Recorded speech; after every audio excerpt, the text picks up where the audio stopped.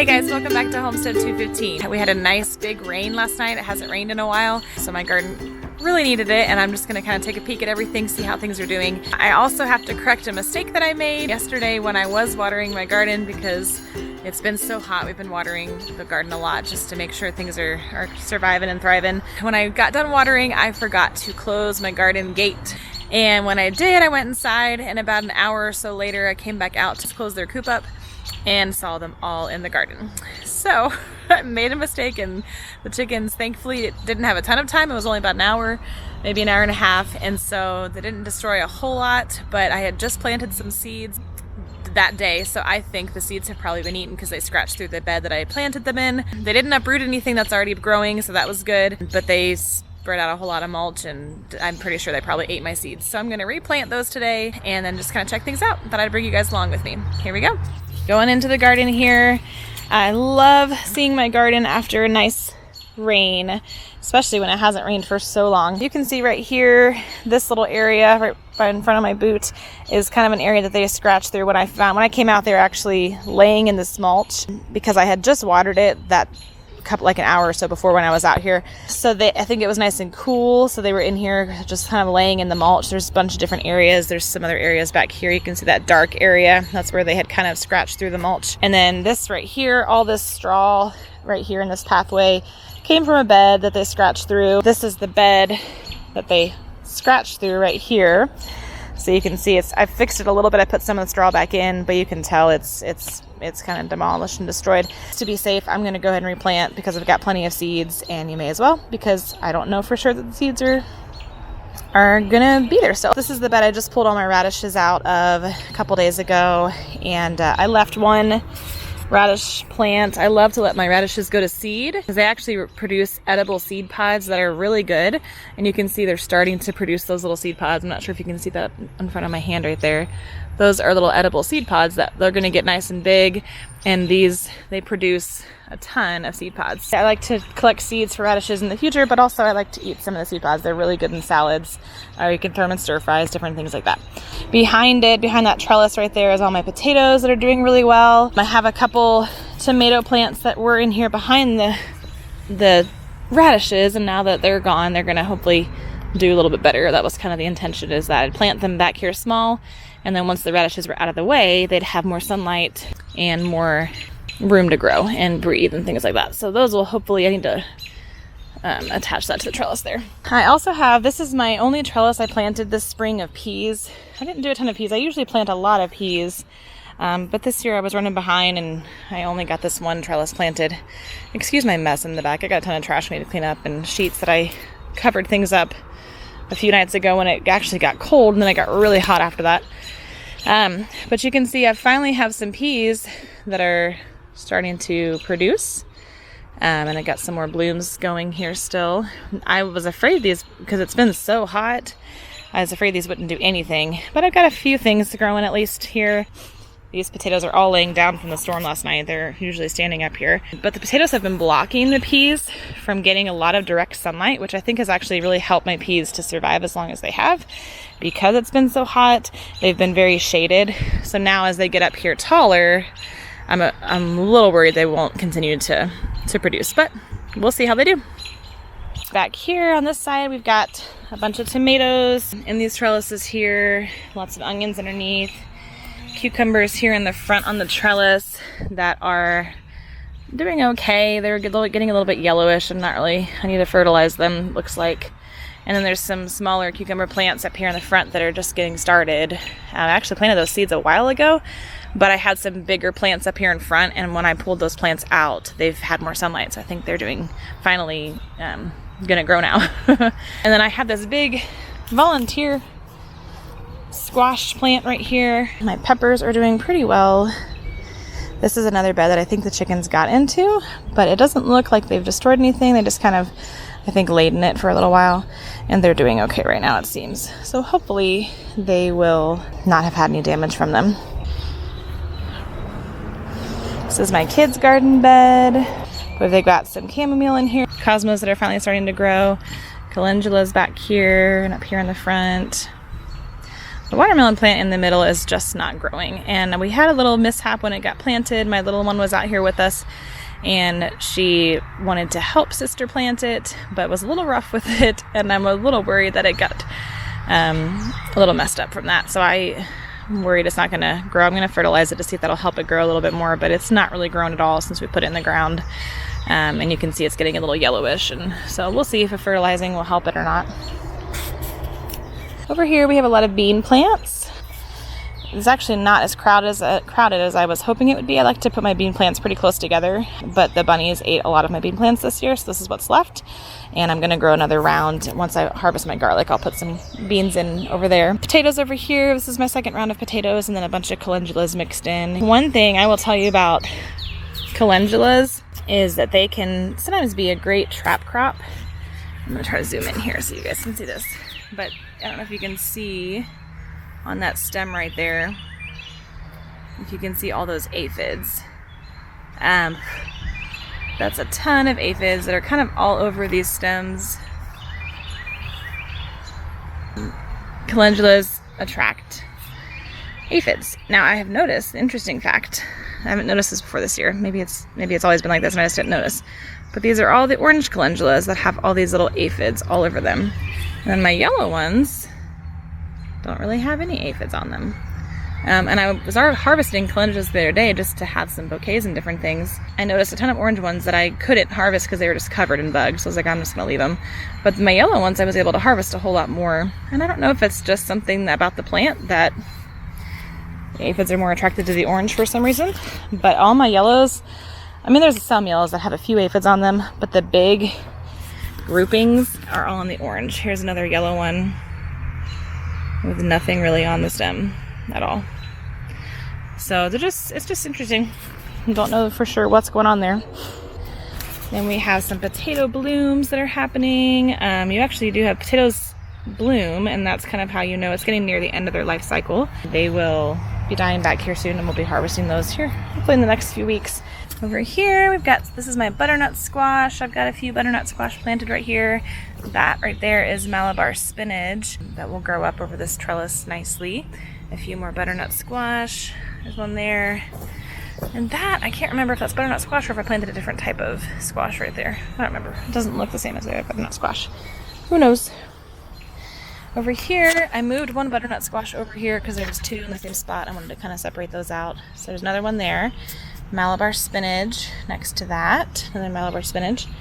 Malabar spinach will be really nice growing up over these trellises. And then I'm hoping to use some of it for, you can use them for dye. So natural red dye instead of artificial red dye, which can have some harmful effects. And so I want to be able to harvest some of that and use that. Back here, get around the trellis here, we have up in the front, these are eggplant. And then back behind them is some okra, some volunteer beans, and okra back here.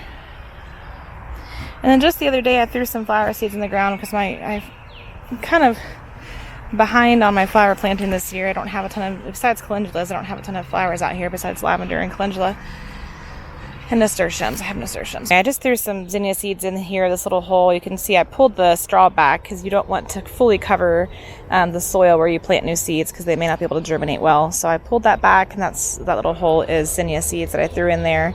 And then I just kind of threw some throughout the garden as well in different spots that were a little bit empty or that I would just like to have some flowers mixed in.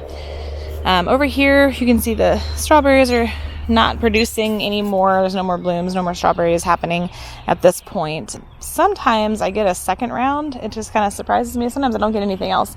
But sometimes there's another round of strawberries that happens. Not big, but it'll be like a little small round. So we'll see if that happens again this year. It's usually towards actually kind of July-ish is usually when that happens again. If not, I had a really good year with strawberries this year, and I'm going to end up trimming a lot of this back so I can have my pathways back again.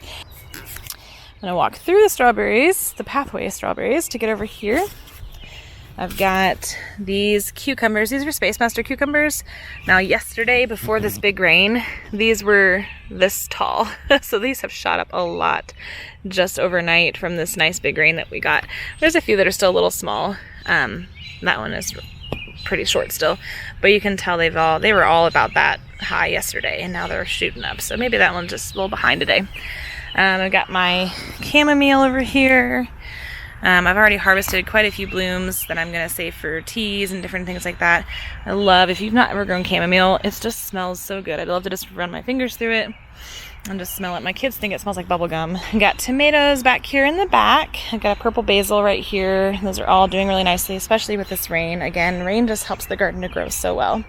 So I need to tie some of those up to the trellis because they're getting a little too, this one right here is falling over. So we need to get those tied up. I got onions interspersed in between here. I did get my huckleberries planted since the last time I shot a video. These are Chichicolette berries, which is a type of huckleberry, and they produce the year you put them in. So like last year I had about 12 plants, I think, and had a really good harvest of huckleberries. And again, I'm planning to again this year, and then I'll make some pies or jam with them. They're not great for eating raw. They're a little bit, they don't taste great, like just plain. And if you don't harvest them when they're like fully ripe, they can be not good for you if you eat when they're not fully ripe. So if they're kind of a purplish color, but you want them to be fully purple, like dark purple, almost black before you harvest them. So if you have kids or anything and you grow these, don't let your kids pick them until they're fully black. Got some nasturtiums growing down here. I like to use nasturtiums to make a pesto. I did this last year for the first time when I had just a bunch of nasturtiums left after like in the fall when everything was kind of dying back. I had a ton of nasturtiums still, so I looked up some recipes and found a pesto. It's really good. We enjoyed it. I'm gonna make some more of that this year as well. Do more than I did last year probably, because I'll have more time with it this year to do it, because I didn't find out about that recipe till the end of the season really. This is the other side of that bed where I had that volunteer squash plant. I'm thinking it's a pumpkin because of this little guy right here. This is the female bloom that will happen, and this is the one that will produce fruit. So you can see, like if it was a zucchini, it'd be long and skinny. Different squash look different based on what they have.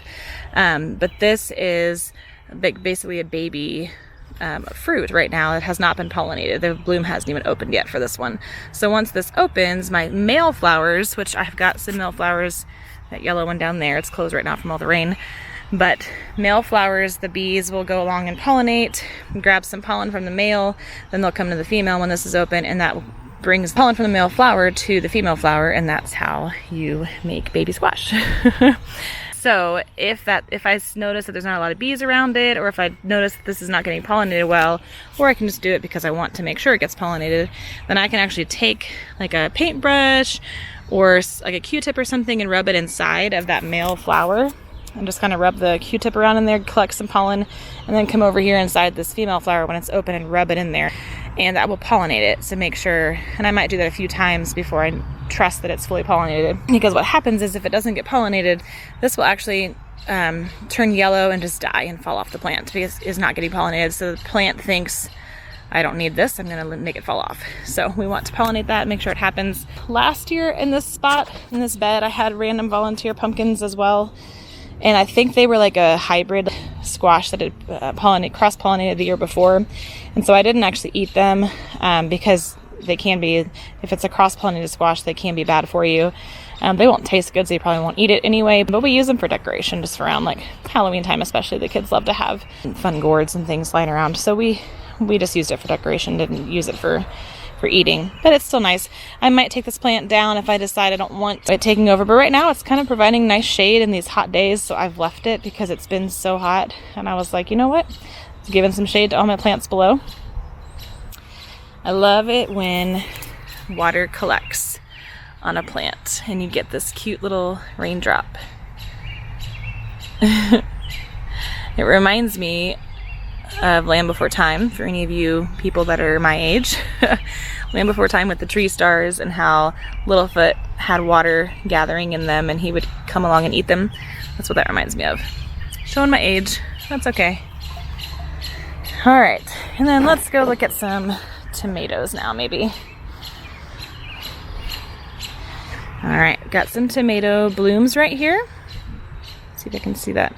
Tomatoes don't actually have male and female flowers. They all, whatever blooms they have, they just can pollinate themselves. So now bees will still come along and help, or other pollinators, but you can actually just shake tomato leaves like this. I just kind of shake the leaves or shake the blooms, and it kind of just spreads the pollen around itself and it will help pollinate itself. So they're self-pollinating plants.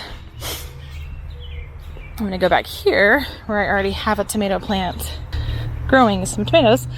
So this, what happens after those self-pollinate, so you can see this little bloom right here didn't get pollinated. So somehow that one didn't pollinate itself very well. These two did. So this is actually looks like it's a cat-faced, bloom, which means two blooms fused together basically to make this little guy. So we'll keep it because I still like to have, you can cut around that part. There's another tomato. These are Cherokee purples, so these will actually turn a really nice purple color when they get bigger and ripen up. Here's some other, and so what I do to kind of make sure, because if you don't have a lot of wind or a lot of pollinators, it is hard for the tomato plants to pollinate themselves. So I just kind of come along and poke them and shake them a little bit when I'm around them, just to help pollinate themselves. Now the flowers aren't open right now, so there's not gonna be a lot of movement, but that's what you can do when your blooms are open and you're trying to just kind of pollinate things. In this garden bed over here, we still have some lettuces hanging on. These actually look really nice. I haven't had much pest damage on any of these yet, which is really nice. Different red fire lettuces and different types of romaine lettuce and bib lettuces and things like that. I've got some kale tucked in here, which is starting to get some pest damage. You can see on the leaves here. I've got a carrot that is actually going to seed right here, and I might let that happen because carrots don't seed until the second year. This is the second season that's been there, so it's starting to go to seed, and I can collect seeds from it and save them for next year. Got some more chamomile tucked back in here. You can see some more blooms, lots of onions kind of around the outer edges. Tomatoes up here against the fence. Some more. It's a really big bloom, man. Lot of tomato plants over here. Now a little tip that I will give you. This tomato plant down here in the front, somehow this tomato plant looked completely dead. Like I thought like this was all brown, almost like shriveled up. The stem was looking dead, and I almost threw it out, but then I was like, you know what, I've got this extra pot, I'm just gonna stick it in the ground and see what happens. I've been watering it. It's been looking dead for over a week and a half, and I thought, yeah, whatever. Then look at that, the rain last night, these literally were brown yesterday. Like this color brown, that color brown, the whole plant was that color brown yesterday. And now after one good rain, and I've been watering it too, but you know, rainwater just does so much nutrients in it. This tomato is alive again, and I'm gonna leave it, and we will hopefully get some good tomatoes from it. Rainwater does so much good for the tomatoes, because some of these were even yellowing yesterday. Oh man, look at these cat-facing ones up here.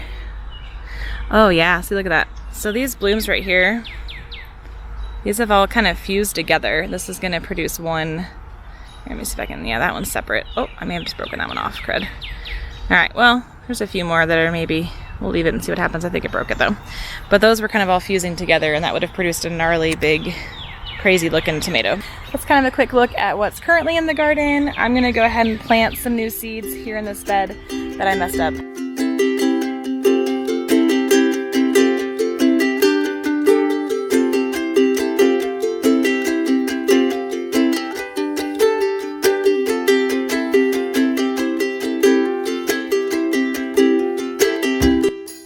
Gardening, or if you don't know a lot about seed packages, I'm going to kind of explain these for you. If you look closely at the seed packages on the back, you see they have a lot of information about planting, but also they have information about when these were packaged. So these seeds, if you can see, were packaged for 19, which doesn't mean 19 something, it means 2019, like they just put the 19 on there. These are some older seeds. This is my only package of seeds I have for zucchini and yellow squash, so I don't like to buy new ones until I'm out, or at least until these are not germinating well anymore. So these are several years old. Seeds don't have to be brand new to germinate or to work. Now it may be harder to germinate some of these, so I usually put 2 seeds in each hole just in case, because that way if one of them doesn't germinate, there's still another one that might. It kind of doubles my chances. But also for reference too, these are coated with like a color so that you can see them and you know where you planted them. I don't really prefer that. It's just what I had from 2019 before I really, I was gardening, but I wasn't as into organic gardening back then as I am now. And so I now I probably wouldn't buy these anymore, but I'm also not going to just waste the seeds because they're still fine. It won't hurt the plants. It's just not my preference. For now, we're going to plant these seeds. I'm going to do 3 spots. I have got 5 spots here, and I'm going to do 3 spots of the green squash, or the dark green zucchini, and then 2 of the yellow squash. We're going to get these planted here.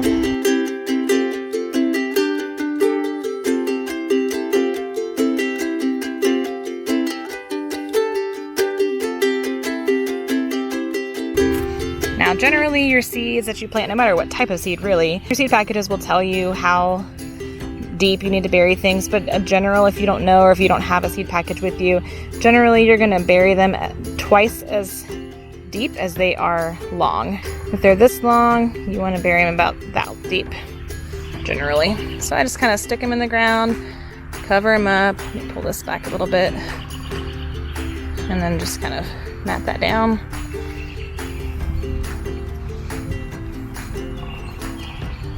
All right, and then I'm gonna leave my straw out around those circles, and that way they get enough sunlight to germinate. Now, some seeds like to be dark, and so if that's the case, you leave your straw on top.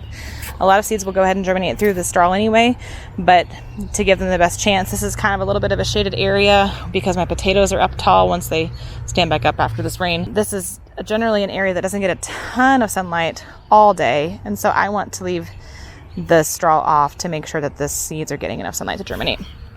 And then seeds you want to leave wet.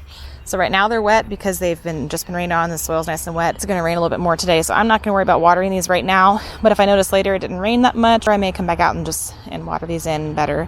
But you want to keep these wet for the first several days. Make sure the soil's staying wet, not like dripping wet, but like a sponge, like a damp sponge, to keep that seed wet so that it can germinate and release the plant.